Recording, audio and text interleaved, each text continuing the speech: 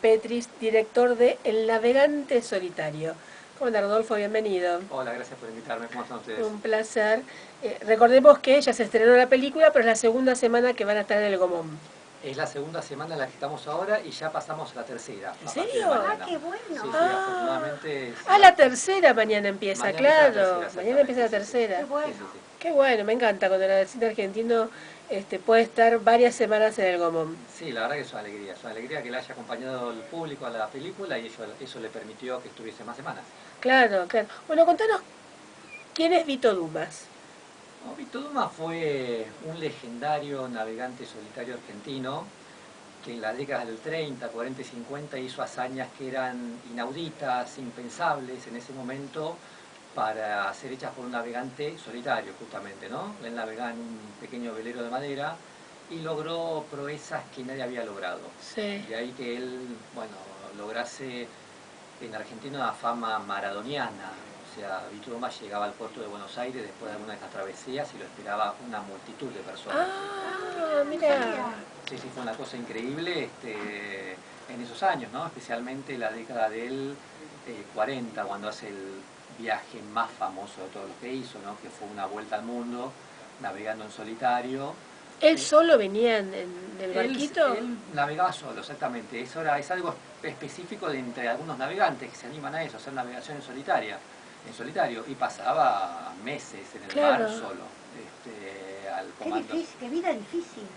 Y una vida muy difícil, pero bueno, él se encontraba muy a gusto en el mar. Si bien pasó grandes aventuras, grandes desafíos, enfrentando olas temporales y todo lo que se puedan imaginar, en los mares más complicados del mundo, él se encontraba como, una vida como en su casa ahí también, ¿no? Claro. Pero hay que estar muchos meses, aparte, sin tecnología, porque ahora uno tiene otro tipo de tecnología, se acerca a un puerto, no sé, pero solo en medio del mar, me parece que hay que tener una personalidad muy especial.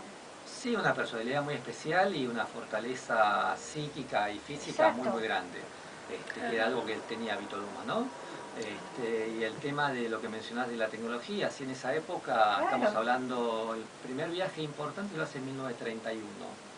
Él viene de Francia a Buenos Aires navegando solo en un velero, algo que nadie había hecho, ningún argentino y ningún navegante en el mundo, ¿no? Él lo hizo con varias escalas ese viaje, pero bueno, en esa época él viajaba con poco y nada, apenas algo de comida, un sextante para tomar la altura del sol y saber en qué posición se encontraba, y no mucho más, realmente. No hay un reloj náutico, ¿no? Por supuesto, también para ubicarse en el mar. Claro.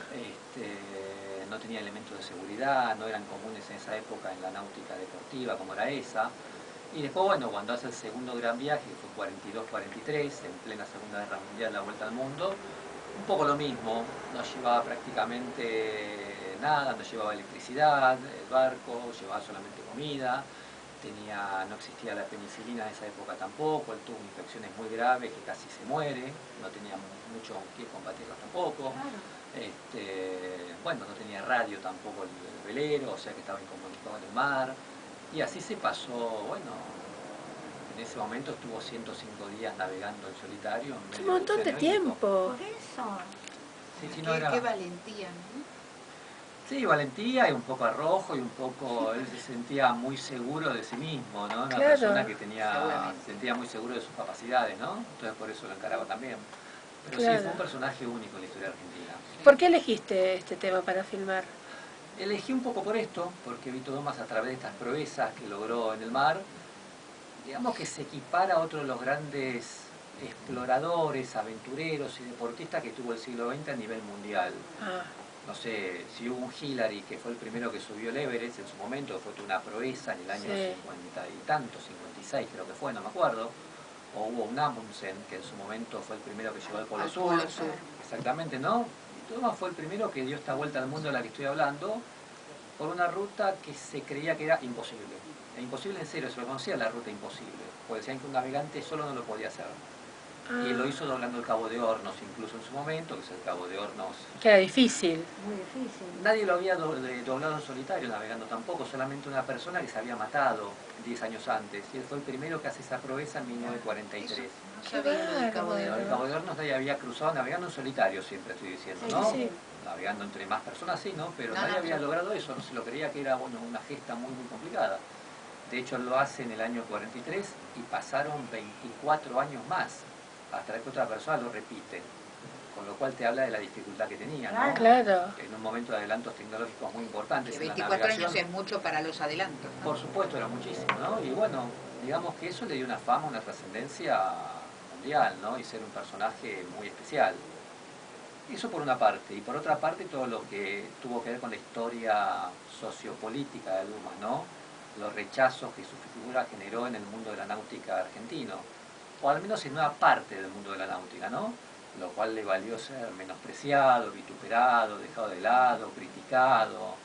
Y me parece que ahí hay un personaje que reunía estas dos características que son muy interesantes. Claro. Un gran héroe deportivo, el único de ese nivel en Argentina, incluso hoy pasaron 75 años ya de esta gran gesta y ningún otro navegante solitario argentino dio la vuelta al mundo, ninguno, no hay otro. ¿Y por qué lo menospreciaban? Ah, mira. Bueno, el documental un poco habla de todo eso, ¿no? No lo quiero spoilear No, mucho, no, ¿no? no, Pero no, está bien, está menciono bien. un par de cosas. Por un lado, bueno, él provenía de un ambiente de clase media venida menos en la década del 30, y digamos que en ese momento eso provocó, esa proeza que hizo provocó una envidia. Malestar.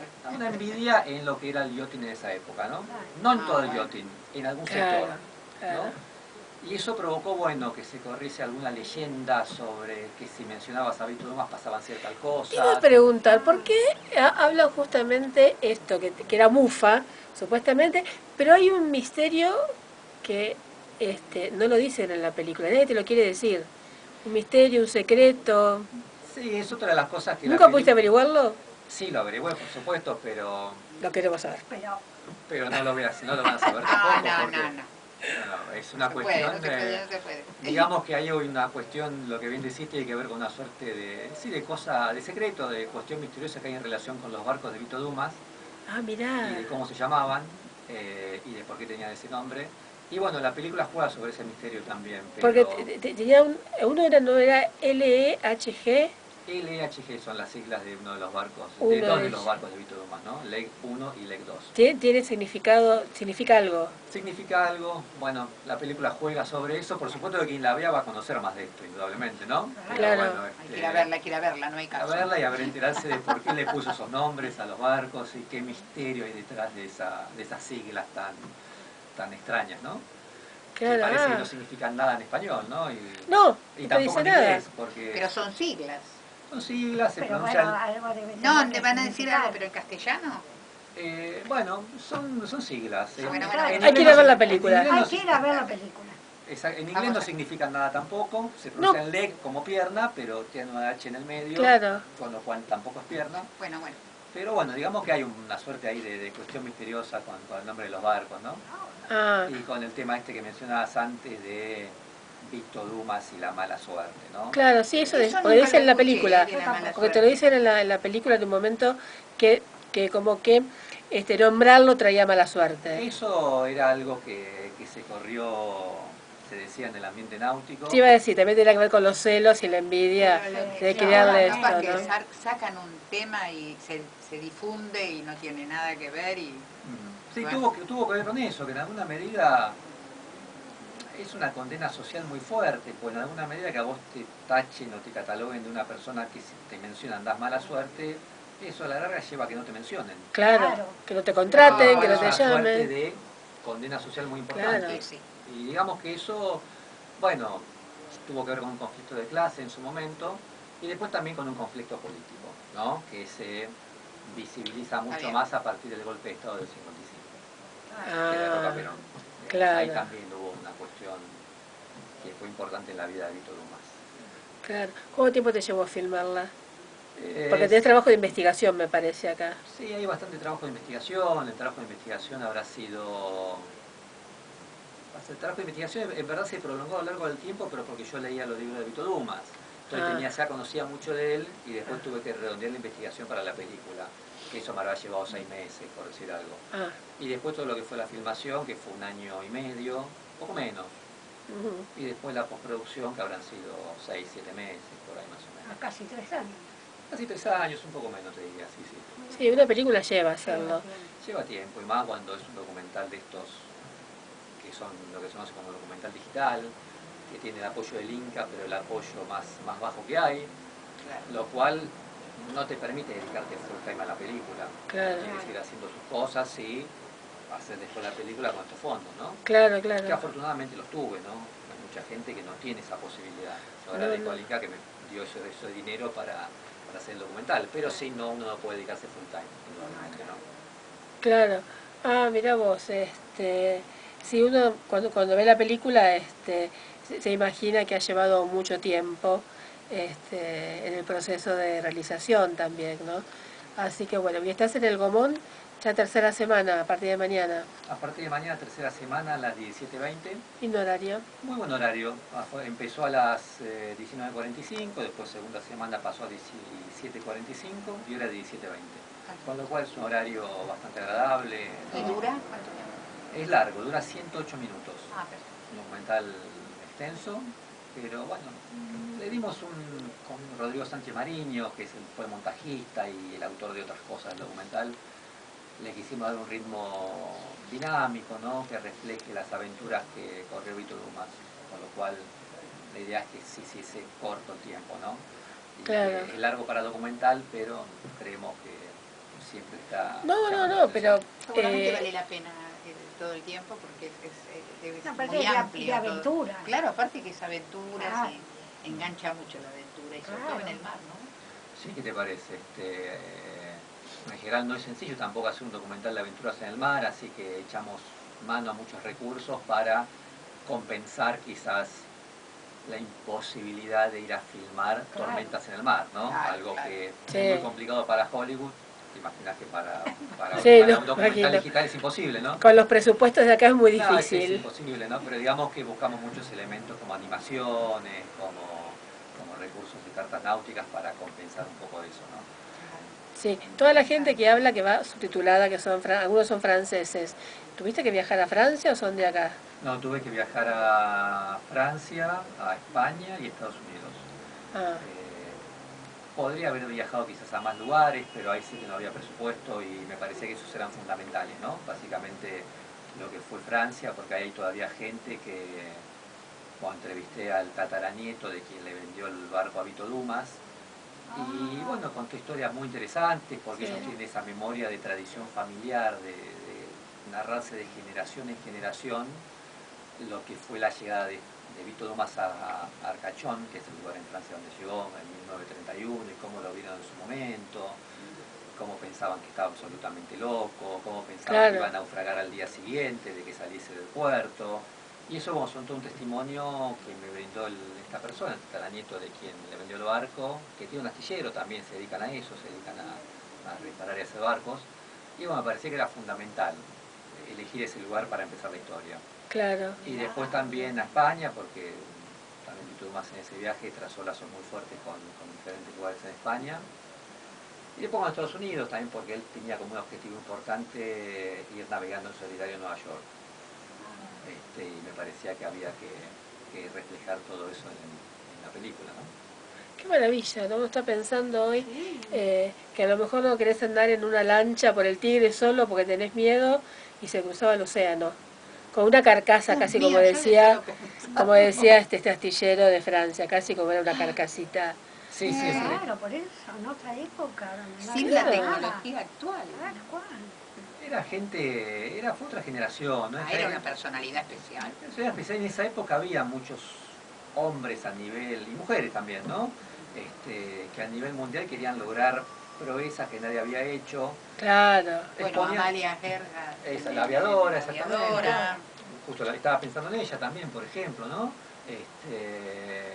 Querían lograr proezas que nadie había logrado. Y ponían en juego un poco su vida y les parecía que había algo más importante que la propia vida, ¿no? Sí. Que era lograr esa proeza y siempre en función de un país que te acompañaba. Vito Dumas hacía las cosas de manera individual, pero siempre hablaba y sentía como que él llevaba su bandera detrás de él, ¿no? Como se sentía acompañado por un país, que era algo que estaba presente, ¿no? En estos grandes exploradores.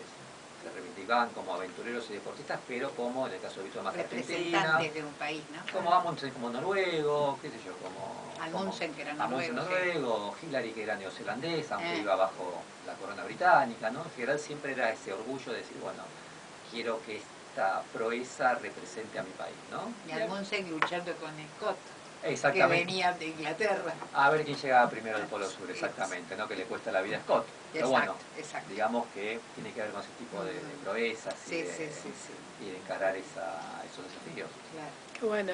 ¿Estás con algún proyecto ahora de otra película o estás dedicado a disfrutar de esta? Un poco las dos cosas.